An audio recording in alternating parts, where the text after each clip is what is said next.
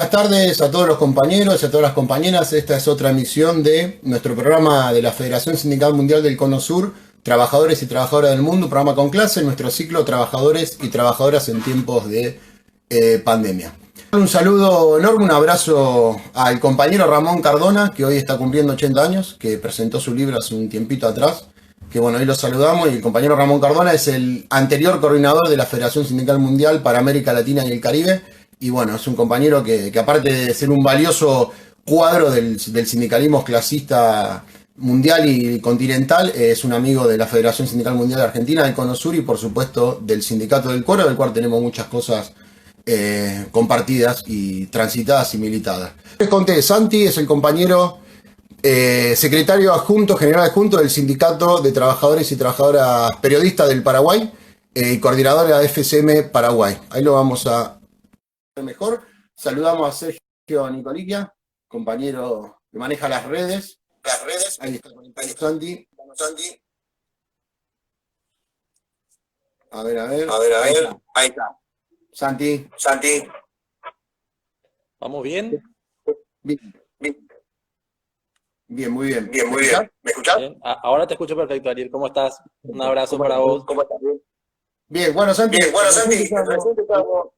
Me parece que hay dos parlantes puestos. No. Se está escuchando. Está entrando otra. A ver una cosa, te desconecto y conectamos de vuelta, dale. Ahí te mando. Vale. Bien. Bueno, un abrazo grande, enorme a la compañera Vero, pero enorme, de todos los compañeros y compañeras del Sindicato del Cuero y del FCM. Vamos de vuelta con Santi. Parece la televisión, había como otra delay, no sé qué pasaba. Bueno, esperando de vuelta la conexión. Bueno, seguimos hablando de los compañeros que se van sumando en otra edición más de Trabajar el Mundo en tiempo de pandemia. Bien. A ver ahora. Bueno, ahí va. Bueno, vamos a hacer una cosa, Santi. Yo te hago la primera pregunta, te saludo y largás. Así evitamos la doble voz. Contanos más o menos cómo es la situación del sindicalismo en Paraguay. Cómo es la estructura de Paraguay, cómo es la lucha acá. Así nos vamos poniendo un poco al tanto de quién sos vos. Y también contanos a qué sindicato representás y por tu labor allá. Dale, Ariel, gracias. Primero un saludo para todos los compañeros, las compañeras del espacio, de la FCM, de los sindicatos de FCM allá en Argentina, los compañeros y las compañeras que nos están acompañando acá desde Paraguay. Un gusto estar en contacto en este espacio que me parece que es tan importante que lo vayamos construyendo juntos, ¿no? En un momento en que por ahí se nos hace más difícil encontrarnos, vernos, discutir, ¿no? Ir construyendo estos espacios creo que es fundamental como para que podamos seguir construyendo movimiento sindical, ¿verdad? Movimiento sindical y construyendo una región y un mundo sin explotadores ni explotados como es el que se plantea la FCM y el movimiento sindical clasista y combativo del cual formamos parte. Bueno, ayer para contarte un poco la situación acá, el movimiento sindical es, la verdad, es parte de un movimiento popular que ha sido muy perseguido, muy perseguido. Nosotros venimos de un proceso, de una dictadura de 35 años, ¿no? La dictadura de Alfredo Stroessner, una dictadura que se ha autoproclamado, ha sido proclamada por el imperialismo norteamericano como la campeona del anticomunismo, ¿no? Un movimiento popular muy golpeado, muy perseguido, pero que ha sabido sostenerse. Y dentro de ese movimiento popular siempre ha sido un poco el movimiento campesino quizás más predominante, porque Paraguay hasta hace pocos años era un país predominantemente rural. Y si bien el movimiento sindical tuvo sus épocas, digamos, de mayor fortaleza, al salir de la dictadura incluso se logró desde el movimiento sindical apuntalar algún espacio político bastante representativo que logró espacios de representación institucional. Después eso con el neoliberalismo y con errores propios de la dirigencia sindical, ¿no? La caída en hechos de corrupción, errores propios, digo, en realidad errores provocados por las patronales y por los gobiernos que buscaron instalar eso y que lastimosamente lo consiguieron. El movimiento sindical fue perdiendo, digamos, su impronta, fue perdiendo una parte importante de la confianza de la gente y luego empieza un proceso de reconstrucción en el cual yo todavía creo que estamos, ¿no? Estamos todavía reconstruyéndonos como movimiento, renovándonos, todavía es bastante complicado tener dirigencia sindical joven, tener dirigencia sindical de compañeras también, ¿verdad? Es bastante difícil tener compañeras dirigentes por las cuestiones inherentemente al género que tienen doble, triple jornada de trabajo y además la militancia es bastante más complicado, ¿verdad? Pero también porque hay bastante machismo en nosotros, en los dirigentes sindicales todavía, ¿verdad? Y al mismo tiempo tenemos una dispersión muy grande, Ariel, ¿verdad? Yo suelo contar, los compañeros de allá sabrán, recordarán en las intervenciones que me tocaron en los espacios de FSM, solo tenemos alrededor de 9 centrales obreras en nuestro país. Sí, 9 centrales y es bastante, porque no tenemos una sindicalización que supere quizás el 10% de la fuerza trabajadora, o sea, tenemos un 1% más o menos aproximadamente en cada central, ¿verdad? Hay algunas que en realidad no concentran el 1%, pero estamos en un proceso bastante duro de fragmentación, de diáspora del movimiento sindical y bueno, venimos tratando de superar eso, ¿verdad? Principalmente el movimiento sindical está constituido por el sector público, ¿verdad? La sindicalización en Paraguay está en el sector privado está casi proscripta, ¿verdad? Entonces, y ni hablar del derecho a huelga o de la contratación colectiva, Ariel, acá son cosas que están en las leyes, en el papel, ¿verdad? Pero el papel aguanta todo, la realidad es absolutamente diferente, ¿verdad? Estamos muy lejos de estándares, por lo menos democráticos, de posibilidades de construcción de movimiento sindical, pero la estamos peleando, ¿verdad? Yo creo que estos últimos años, de acá de 2 3 años, el movimiento sindical ha puesto fuerza. En esta cuarentena, en este periodo de crisis, ha sido el movimiento sindical el que ha sacado pecho y ha puesto, digamos, ha plantado bandera para en las movilizaciones más grandes, las más representativas, los hechos políticos principales, ha sido el movimiento sindical el que ha puesto, digamos, cuerpo en la calle. Y bueno, nosotros creemos que somos parte de eso, ¿verdad? Eh, para comentarte ya brevemente respecto al sindicato nuestro, el sindicato de periodistas es un sindicato con 40 años de trayectoria, se fundó durante la dictadura, ha tenido diferentes etapas, pero bueno, en los últimos 15, 20 años hemos logrado construir una dirigencia sindical que le ha dado al sindicato una impronta sindical justamente porque también hay, por el oficio mismo, mucha gente que está más cercana a cuestiones de un colegio de periodistas y bueno, hoy sí podemos hablar de un sindicato que está vinculado a las luchas sociales, vinculado al movimiento sindical y bueno, a partir de ahí nos sentimos muy compenetrados con las disputas del movimiento popular en general y bueno, la línea nuestra es un poco esa, el acompañamiento a las luchas populares, al sindicalismo de confrontación contra las patronales y contra los gobiernos que venimos teniendo, que lastimosamente en los últimos años han sido muy contrarios a los intereses populares, ¿verdad? Bueno, podemos profundizar más después sobre eso, pero digamos como presentación creo que es un pantallazo general del movimiento sindical y un poco de las tareas también que nosotros venimos dando, porque cuando hablamos de que hay una diáspora que venimos tratando de superar, es porque estamos haciendo tareas de unidad y trabajos de unidad que esperemos logren superar esa dispersión, esa atomización del movimiento sindical y que sea un paso superador, ¿verdad? Recién comentaba, bueno, de que en parte la dispersión y estas 9 centrales, voy a hablar despacio porque hay como Se escucha de nuevo. Eh, Hay como, bueno, vos recién planteabas la construcción de unidad, ¿no? Y anteriormente contaba la represión y la persecución que hay hacia el movimiento obrero, hacia el movimiento de trabajadores y trabajadoras. ¿En qué consiste esa represión? Para que podamos entender en qué contexto intenta la FSM y, bueno, vos y tu sindicato construir esa unidad que hablaba recién.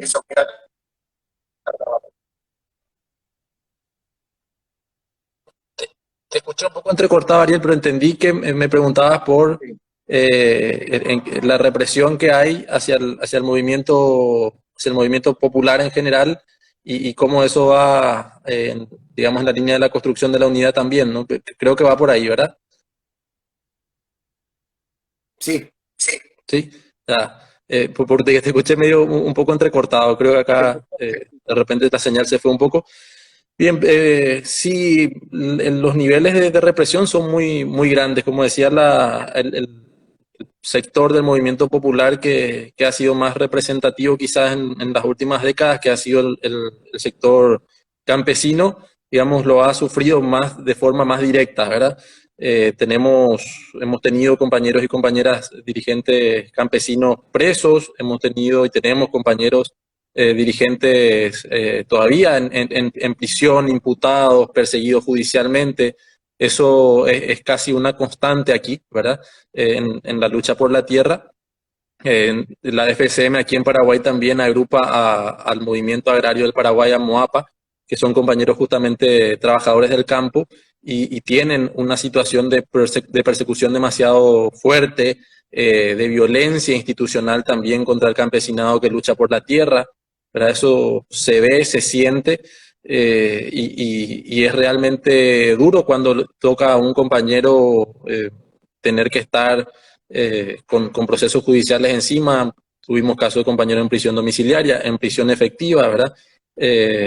Bueno, esa situación es palpable, pero también hay, digamos, formas dentro del movimiento sindical de represión que son también bastante duras. Decía yo, la cuestión del reconocimiento aquí, el Ministerio del Trabajo debe dar un reconocimiento a los sindicatos al momento de conformarse o al constituir sus comisiones directivas, y eso puede llevarte 6 meses, 7 meses, periodo en el cual las patronales despiden sindicatos enteros. O sea, tuvimos casos aquí de compañeros que conformaron una organización sindical y al día siguiente estaban todos en la calle por haber conformado el sindicato, ¿verdad? O sea, eso es permanente. ¿Cuántos compañeros hablamos ahí, más o menos? Bueno, te cuento el caso ya hace unos años de los compañeros de la línea 49, hablábamos 30, 40 compañeros que de un día para el otro, por haber conformado la organización sindical, van a la calle, ¿verdad? Para hablarte de casos que nos tocan, por ejemplo, dentro del sindicato de periodistas, nosotros podemos mencionar compañeros delegados y delegadas que apenas tienen la posibilidad o culminan, digamos, sus periodos como representantes sindicales y, digamos, pierden la estabilidad especial y son despedidos por haber sido delegados, ¿verdad? Por haber osado ser delegado sindical o por haberse plantado ante la empresa, ¿verdad? Entonces, esas situaciones se dan y son bastante difíciles para la construcción justamente de movimiento sindical. Hay una cultura de temor, ¿verdad? Nosotros también tenemos, como lo comentaba hace rato, tenemos toda una generación que no está, o sea, una generación de desaparecidos, desaparecidas, perseguidos por la tiranía que no está, ¿verdad? Que no se anima a meterse al movimiento popular o al movimiento sindical porque la dictadura ha instalado o logró instalar, digamos, el temor, el miedo en muchos compatriotas. Pero, bueno, a pesar de eso, las tareas de construcción de unidad son fundamentales, ¿verdad? O sea, para vencer eso, la tarea de construcción de unidad es fundamental porque eh, esa barrera que impone la clase dominante a través del gobierno y a través de las patronales solamente se puede superar mediante fuerza organizada, ¿verdad? Y fuerza organizada vamos a tener cuando podemos poner trabajadores en la calle para ponerle un freno y para pararle a estas patronales y al gobierno. y eso se hace construyendo unidad, construyendo confianza con compañeros y compañeras dentro del movimiento sindical, construyendo espacios de defensa de los intereses de los trabajadores, ¿verdad? Que son un poco tareas difíciles, sumamente difíciles, pero que la estamos llevando adelante, ¿verdad? Tratando desde posiciones muy humildes, desde lo chiquito, desde lo básico, de ir construyendo esos espacios y también al mismo tiempo de tratar de, no desde la autoproclamación, o sea, a mí no me sirve de nada decir yo soy el verdadero sindicalismo si es que no tengo, digamos, posibilidades después de ir a construir con otros compañeros que nos permitan realmente poner gente en la calle, ¿verdad? Entonces, tratando de tener muy claro el horizonte que nosotros defendemos, que es un movimiento sindical clasista, combativo, revolucionario. Claro que sí, nosotros planteamos, la FSM lo plantea y nosotros aquí lo reivindicamos, los trabajadores y las trabajadoras tenemos derecho y el deber de defender los intereses de los trabajadores y de plantear algo distinto al capitalismo, algo superador al capitalismo que nosotros creemos es el socialismo. Nosotros creemos en eso, pero también hay compañeros y compañeras que no reivindican hoy por hoy eso con lo que tenemos que construir en la calle, ¿verdad? Con lo que tenemos que construir la defensa de nuestras libertades democráticas como la libertad sindical, ¿verdad? Y en eso estamos, ¿verdad? En eso estamos, en esa tarea de tener muy claro el horizonte estratégico de lo que queremos construir, pero también de que con esa claridad nos permita construir alianzas tácticas hoy que nos permitan ir reivindicando cuestiones que son por ahí mucho más pequeñas, pero hoy mucho más urgentes y sentidas para los trabajadores y las trabajadoras. Santi, sabes que, bueno, me hablabas y bueno, me aparecieron imágenes. Voy a hablar despacio por el sonido.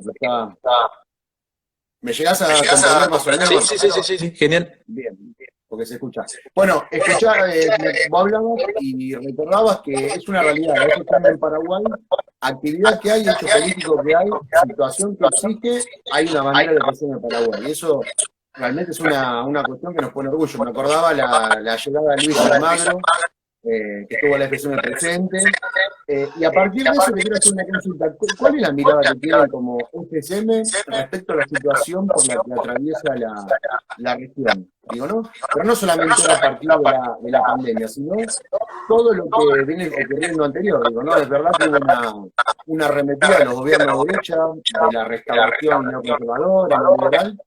Pero también es verdad que en muchos aspectos una derrota electoral, tal vez en el continente, por parte de las fuerzas populares, compuesta en gran parte por sectores trabajadores, pero no así una derrota social, digo, lo que venía pasando en Chile antes de la pandemia, lo que venía pasando en Ecuador, la resistencia en distintos lugares, y eso me dejó una lectura, y en todos los programas, con las miradas que van poniendo los compañeros a compañera, vamos construyendo. Eso tiene que ver con algo que te voy a preguntar más adelante en la entrevista, pero así nos va tirando elementos de cuál es la mirada que tenemos de los compañeros de Paraguay respecto a la situación de la región. Bueno, sí, yo coincido un poco con lo que decías, Ariel, y con lo que venían hablando los compañeros y las compañeras que pasaron por acá por el programa. Aprovecho para felicitarte realmente y felicitar a todos los compañeros del capítulo allá de Argentina, ¿verdad?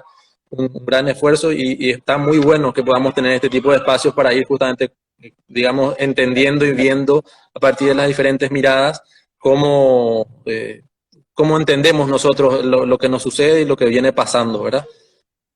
Para comentarte, Paraguay antes de la pandemia ya estaba en crisis, ¿verdad? Ya en cuanto a la economía, ¿verdad? En cuanto a la economía ya estábamos nosotros en un problema bastante importante, no es de ahora, y eso obviamente también genera una crisis social, ¿verdad? Entonces, voy a Paraguay para poder, a partir de eso, un poco construir la mirada respecto a la región. Entonces, uno tiene, digamos, aspectos que son de mucha coincidencia. O sea, aquí nosotros tenemos gobiernos que ponen en el centro la protección y los privilegios del gran capital. En el caso nuestro, un modelo agroexportador, un modelo que no apuesta a la industria nacional, que no apuesta de hecho a la industrialización. Eso también es parte, digamos, clave para entender por qué tenemos un movimiento sindical que todavía no está demasiado desarrollado, porque no tenemos grandes centros industriales ni grandes centros de trabajo, ¿verdad? y mantener esa característica de país dependiente, casi colonial o colonial, podríamos decirlo, en lo económico y en lo político también, es parte del plan del imperialismo norteamericano y de los gobiernos, de sus, digamos, lacayos aquí en Paraguay.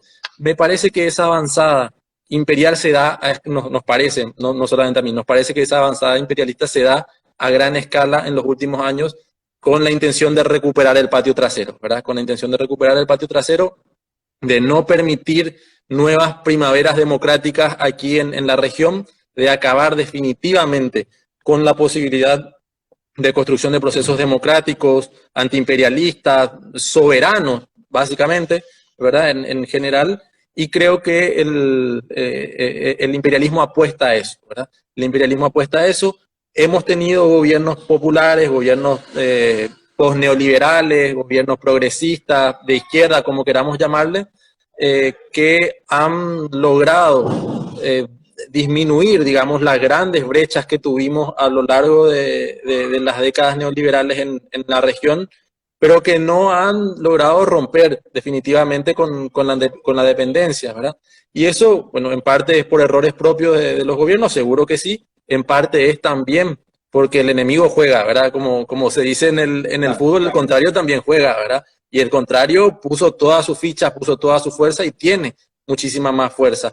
Tiene muchísima más fuerza en estos espacios, acá donde nosotros estamos hablando ahora, Ariel. O sea, el tema de las redes sociales, cómo construyen discurso y pensamiento único desde los medios de comunicación y desde las redes sociales, es impresionante. O sea, yo veía ahora hace poquito en Argentina lo que realmente parecía una locura, gente diciendo una cantidad de barbaridades en la calle desde que estaban en contra de las vacunas hasta que el gobierno comunista quería expropiar, no sé, que quería ir a sus casas a expropiarlos y cosas así. Y eso llega, finalmente, nos parecen un montón de locos, pero después de 4 o 5 años de estar machacando con ese tipo de discursos, finalmente terminan construyendo pensamiento, ¿verdad? Pensamiento único, pensamiento, el pensamiento de la clase dominante se termina instalando a partir de esos espacios. Y bueno, nos toca a nosotros dar esa disputa, y hoy más que nunca, ¿verdad? Hoy más que nunca, porque hoy nosotros no podemos ni siquiera salir a la calle a poner el pecho en muchos casos, que es la herramienta que nosotros manejamos siempre, ¿verdad? Nosotros, digo, el movimiento sindical, nuestro ámbito natural es la calle. Hoy la calle está mucho más complicada. ¿Cómo? Nos sentimos más cómodos y cómodas en la calle. Claro, nosotros nos sentimos más cómodos ahí, ¿verdad? Ese es nuestro espacio natural, ahí nosotros construimos y ahí estamos.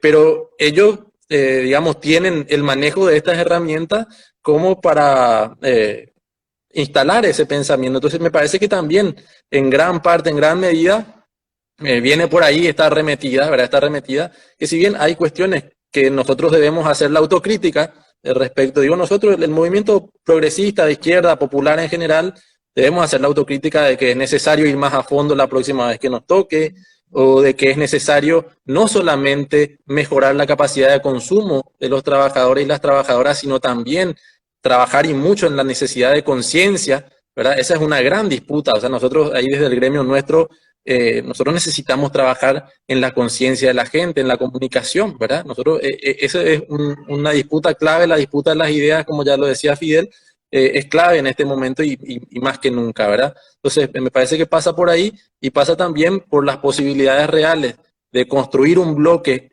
de vuelta a un bloque regional que le permita a nuestros países, con sus diferentes realidades, convertirse en una región de potencia, una región integrada, una región que pueda ser soberana, pueda darse la mano entre sí y nada, pensar nomás en lo útil que nos hubiese sido hoy la UNASUR, que pensaba Chávez, ¿verdad? La UNASUR de Néstor, Chávez, de Lula, ¿verdad? Lo que hubiese sido hoy enfrentar esta pandemia sería totalmente distinto a lo que tenemos con estos gobiernos que están dejando a gran parte de la gente a la de Dios, ¿verdad? A la buena suerte, sin comida, sin salud y sin trabajo, ¿verdad? Esa es la realidad. Me parece que si logramos construir ese gran bloque de integración regional, es la única garantía que tenemos realmente de que no vuelvan los golpes de Estado, de que no vuelvan los golpes suaves y los golpes duros como lo que hemos tenido aquí en Paraguay, en Honduras, en Bolivia, en Brasil, etc. Me acordaba de, bueno, seguramente Cuando hablas de integración, hubo un proceso de integración fuerte a partir de los estados, de los gobiernos, digamos, ¿no? Y eso tuvo un correlato con la integración de los pueblos, de los trabajadores y las trabajadoras. Hemos participado de espacios como fue el ESNA, en el Encuentro Sindical Nuestra-América, distintas experiencias, pero también eso nos ayudó a construirse como un espacio sólido, regional, continental, para enfrentar toda esta avanzada. Por supuesto, la FCM tiene un espacio ganado importante en Nuestra América, pero construir esos lazos más allá y poder construir una fuerza que sea lo que voy a decir, la integración de los trabajadores y trabajadoras, eso es una deuda pendiente, no construirlo con mucho más fuerza que articule con otro espacio. Primero, si es que compartís esa mirada, y si es que compartís, ¿por qué crees que esos procesos de unidad, más allá de las fronteras nacionales, digamos, son tan complejos y complicados?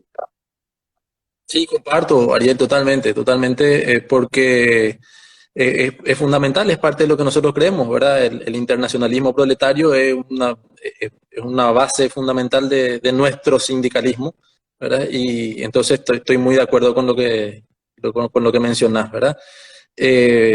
Me parece que se hace bastante complicado, primero por una cuestión de recursos también, ¿verdad? O sea, nosotros nos sostenemos a partir de los aportes de los trabajadores y las trabajadoras, y más allá de eso se nos hace muy difícil lograr construir la integración, también porque no hemos todavía podido superar, creo, las cuestiones inmediatas, ¿no? La cuestión inmediata que hace que nosotros estemos hoy muy preocupados para tratar de salvar los puestos de trabajo en nuestro gremio o en nuestro país, y por ahí no tengamos muchas veces la claridad de que si en Argentina o en Uruguay o en Chile eh, siguen permitiendo que haya trabajadores y trabajadoras precarizadas, esto va a seguir ocurriendo, y viceversa. O sea, planteo una cuestión, Ariel. Todo el resto del Cono Sur, por lo menos Brasil, Uruguay y Argentina, en los últimos años, no sé, hoy quizá haya cambiado la cuestión, pero durante los gobiernos progresistas, ese Cono Sur o ese Mercosur tenía estándares de derecho laboral muy superiores en la realidad concreta, no en los papeles, ¿verdad? En la realidad concreta, las condiciones de trabajo de los trabajadores argentinos, uruguayos, brasileros, era muy superior a la de Paraguay. Entonces, ¿qué pasa? Obviamente, la empresa de cueros cierra en la Argentina, deja a todo el mundo en la calle y viene para acá, porque acá puede explotar libremente. O sea, acá puede hacer lo que se le cante. Los empresarios uruguayos vienen acá y se arman una fiesta sin pagar impuestos, sin pagar salarios dignos, sin aguantar al sindicato y sin aguantar la contratación colectiva, ¿verdad? Entonces, ahí, bueno, finalmente termina repercutiendo la mala condición de trabajo nuestra en la realidad de los compañeros y las compañeras en los demás países, ¿verdad? Y ahí también me parece que es fundamental, y creo que esto lo estamos trabajando bastante bien desde el Cono Sur, ¿no? Desde la región Cono Sur de la FSM, el dar una mano a los compañeros que tenemos un movimiento sindical mucho menos desarrollado que el de los demás países, ¿verdad? Parece que el movimiento sindical argentino, el movimiento sindical brasilero, el uruguayo, tienen una fuerza muy superior a la que tenemos hoy, y una estructura muy superior a la que tenemos hoy desde el movimiento sindical paraguayo, y ahora no estamos dando la mano, ¿verdad? Eso hay que sostenerlo, hay que profundizarlo, hay que ponerlo en planificación y ver los resultados, ¿verdad? Evaluar los resultados, porque es fundamental, es de crucial importancia que nosotros podamos avanzar en integración en condiciones similares, porque si no pasa esto que decía, ¿verdad? Al final todos van a optar por venir a Paraguay, no porque Paraguay o sea, porque van a optar por venir acá porque es un paraíso para la explotación, ¿verdad? Finalmente termina siendo eso, o van a ir a otro país que tenga condiciones similares, ¿verdad?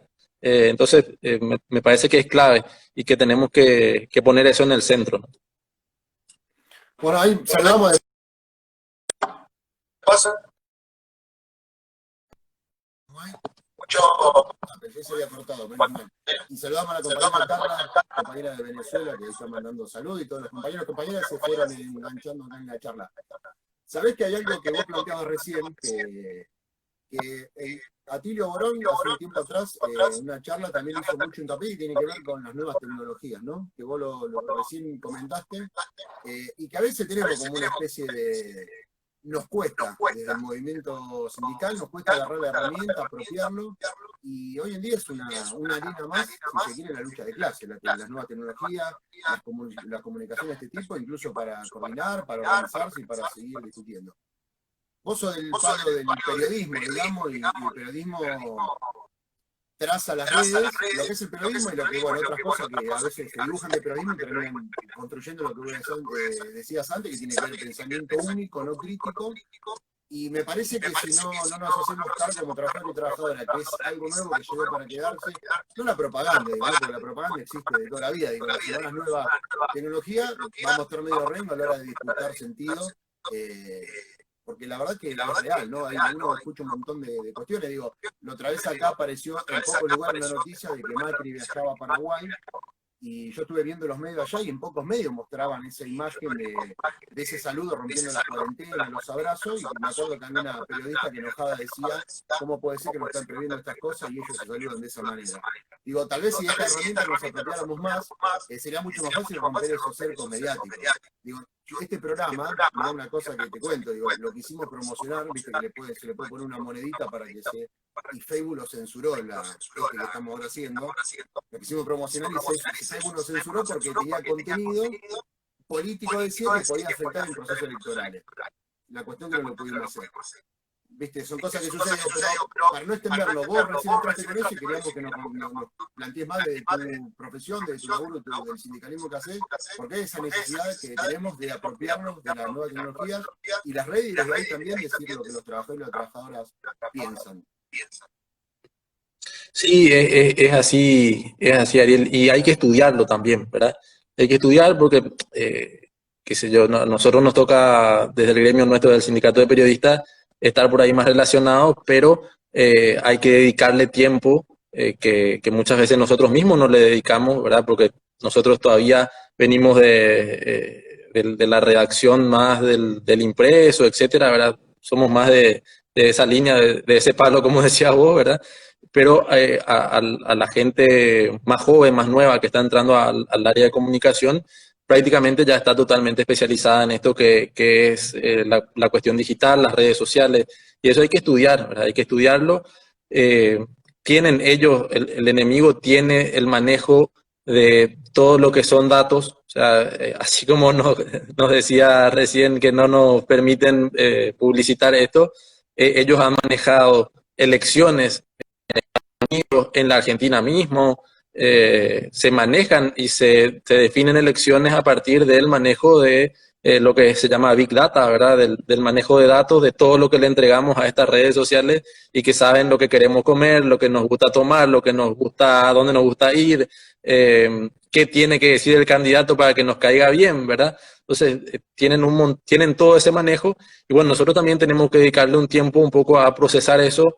Tenemos que dedicarle un tiempo a ver cómo transformamos el discurso nuestro, que nosotros estamos convencidos de que es lo mejor para los trabajadores y las trabajadoras. Ahora, ¿cómo hacemos que ese discurso sea atractivo para el resto de la gente que está en su red social recibiendo 2.000 millones de noticias, informaciones, boludeces en general también, ¿verdad? Chistes, cuentos, lo que sea. ¿Cómo hacemos para que le preste atención a lo que nosotros decimos, verdad? Y eso está bastante complicado, porque hoy es una disputa por el segundo de atención, por los 30, 10, 15 segundos de atención de la gente. Es una batalla, la gente se saca los ojos por eso, ¿verdad? O sea, las grandes empresas de comunicación, Facebook, Google, Twitter, están invirtiendo y poniendo plata en eso, en tus 30 segundos de atención. Y bueno, nosotros tenemos también que ver con los recursos que tengamos cómo logramos traducir el discurso nuestro a algo que sea mucho más atractivo. Ahora, tampoco esto significa que tenemos que volcar solamente toda nuestra acción a las redes, o sea, el territorio, el ir a la redacción en el caso nuestro, al lugar de trabajo que nos toque, o ir a las reuniones, o construir en el día a día, eso no se, no se pierde con las redes sociales. Lo que nos dan las redes es la oportunidad de que eso que hacemos en el uno a uno, que hacemos en el día a día, en la visita al lugar de trabajo, se pueda masificar, ¿verdad? Y hay que apostar a eso. Hay que ponerle unos pesos también, seguro, ¿verdad? Y algún tiempo de construcción de identidad propia en esas redes como para poder ganar mayor adhesión por parte de la gente. Santi, pasamos por la situación de la región, de la situación de Paraguay, de cómo venimos ante la pandemia, y bueno, ahora ya 5 meses más o menos que venimos con estas cuarentenas, que más o menos la región tienen el mismo origen, y bueno, a pesar de que es un dolor, ¿no? La situación por la que estamos pasando, porque como vos decías, se hablaba recién y se viene hablando, las que peores las pasas son siempre los sectores populares, los compañeros y las compañeras, los trabajadores, el pueblo pobre es el que peor siempre pasa cualquier cuestión de crisis. Ahora y en la historia de la humanidad siempre ha sido así. Pero bueno, se viene un proceso que no va a ser para nada fácil. Vos hablabas de datos económicos, digo, hay indicios que esta crisis es mucho peor de lo que fue la crisis de la bolsa, de lo que fue las crisis del siglo XIX, y avisar un futuro de post-pandemia que es incierto, pero tiene un montón de condimentos que exigen que los trabajadores y las trabajadoras tengan una posición, una postura.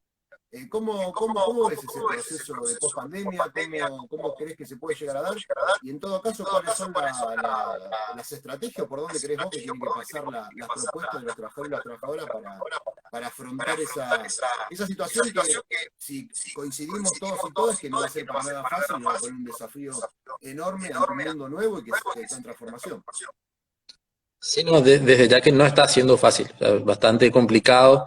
Contarte un poco, Ariel, y contarle a los compañeros y las compañeras que nos están viendo, nosotros ahora, en este momento, estamos entrando a lo que es entendemos, creemos, es el pico, estamos empezando con el pico de casos.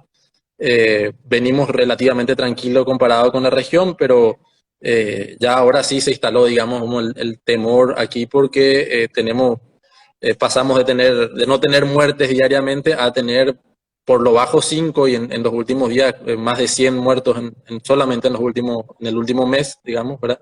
Menos de un mes. Entonces, y sí una cantidad importante de casos, alrededor de 500 casos por día en los últimos días también, ¿verdad? Lo que para nosotros ya es bastante, una cifra bastante importante.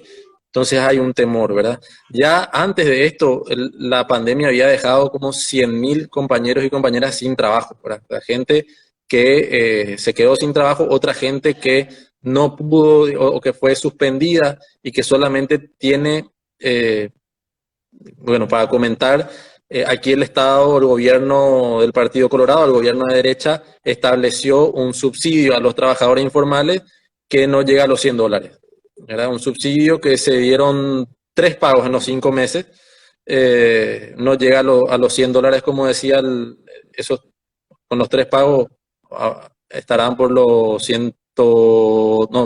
cerca de 250, casi $300, pero para sobrevivir 5 meses, ¿verdad?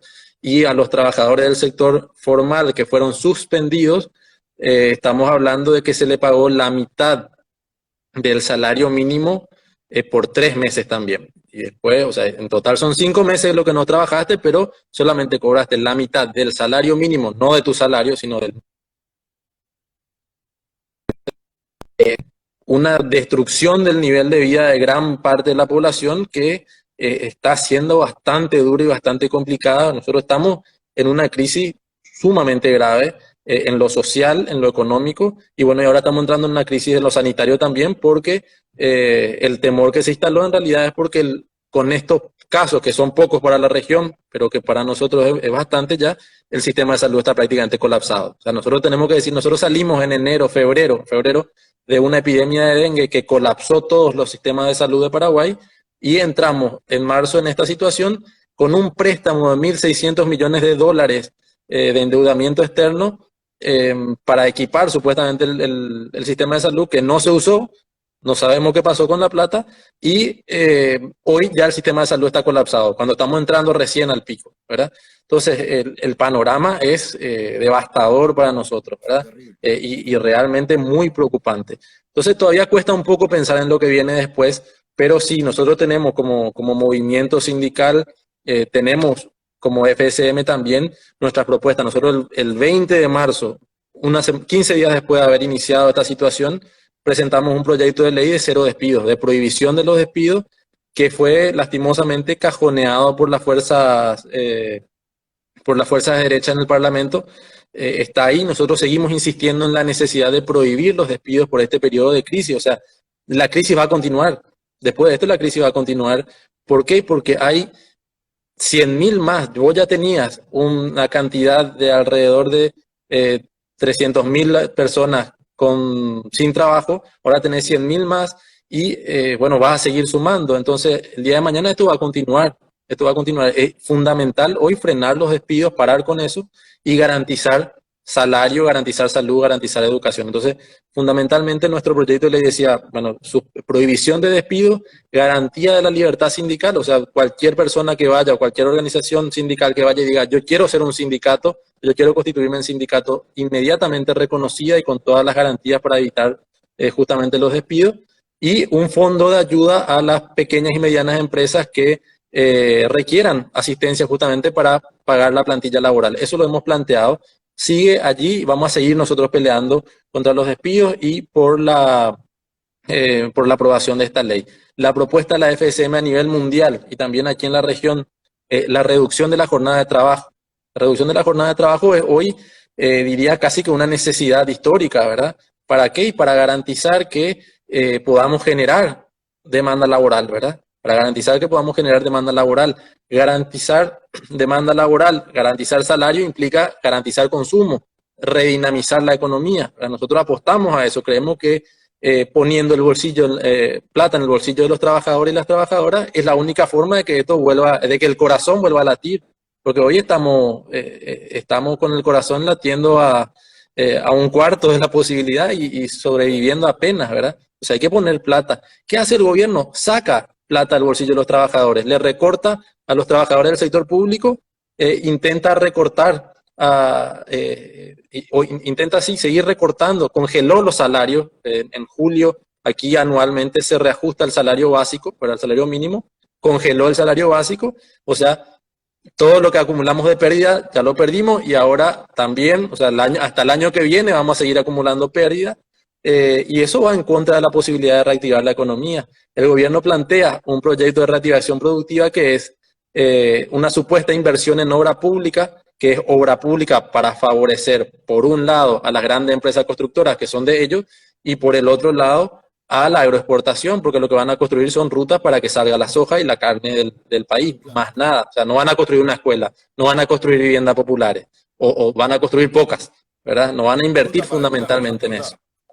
Claro, es para transportar ganado y soja, generando empleo, mucho menos empleo de lo que podrían generar invirtiendo fuertemente en viviendas populares, por ejemplo, ¿verdad? O en hospitales, o en escuelas, o en caminos para las comunidades campesinas, indígenas, etc. Entonces, ante eso es que por eso es la última movilización de hace exactamente una semana, la reivindicación principal fue contra el plan económico del gobierno. Nosotros estamos plantados contra este proyecto económico y creemos que en una amplia unidad con el sector campesino, con el sector indígena, con el sector estudiantil, que también está en plena lucha aquí, ¿verdad? Reivindicando su derecho al acceso a la educación. Con todos ellos tenemos que construir un frente realmente amplio y grande que se pare frente al gobierno, ponga freno a esa situación y empiece a construir realmente un programa de atención a las necesidades fundamentales de la población, de la mayoría de la población, ¿verdad? Garantizar educación, garantizar salud, garantizar trabajo y garantizando trabajo, garantizar salario digno, digamos, salario que le permita reactivar el consumo y bueno, garantizar así la vida digna para los trabajadores y las trabajadoras. Ese es, digamos, esa es la disputa que vamos a tener. Esa es la disputa que vamos a tener de aquí en adelante y esperemos que podamos ganarla, porque si no vamos a estar ante una situación bastante grave, Ariel. Y acá también me gustaría por ahí reflexionar respecto a algo. Decía Fidel, no es de revolucionarios quedarse sentado a esperar que el cadáver pase. O sea, esto va a explotar. Esto si sigue así, si el gobierno sigue haciendo lo que hace, va a explotar en algún momento. Pero no es, digamos, de nosotros quedarnos a esperar que explote, ¿verdad? Y ver cómo pasa supuestamente el cadáver, ¿verdad? Porque en realidad ellos han demostrado que tienen capacidad de reinventarse, sí, a pesar, aunque sea a través de la represión y la violencia, sostenerse en el poder, ¿verdad? Y nosotros eso es lo que no queremos. O sea, principalmente lo que buscamos es que esa indignación de la gente, ese hartazgo que hoy tiene la gente, se organice y que salgamos a dar la pelea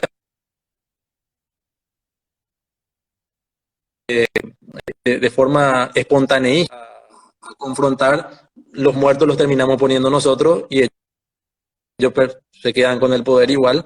Y bueno, nosotros, la verdad que quienes tenemos, creo, algún grado de responsabilidad con el movimiento popular, lo que queremos es que esa indignación de la gente se convierta en organización y en construcción de un proyecto social y político superador de lo que tenemos hoy.